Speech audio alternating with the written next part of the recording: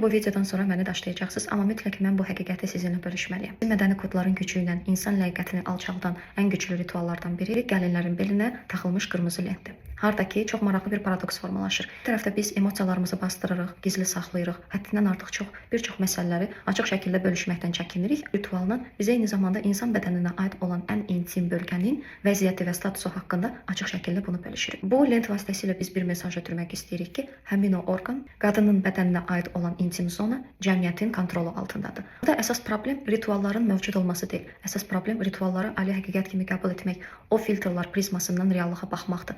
Onları o qədər hər şeyin üstün hesab etməkdir ki, kimsə həmin o ritualları sorğulamağa gəldikdə biz onu dərhal düşmən elan etməyə hazırıq. Cəmiyyət olaraq hələ də qəbilə psixologiyasından idarə olunuruq. Qəbilə psixologiyası ilə idarə olunan cəmiyyətlərdə rituallar, sehirli düşüncə tərzi və eyni zamanda avtoritetin dediyi söz ali qanun hesab olunur. Və məhz buna görə bir çox hallarda insanlar istedadlı olsa da belə, güclü texnologiyalar gətirsə də belə cəmiyyət təkamül edə bilmir. Çünki onun ən vacib baryer qoyan məsələlərdən biri qəbilə eko-inkişaf mərhələsində olmağımızdır.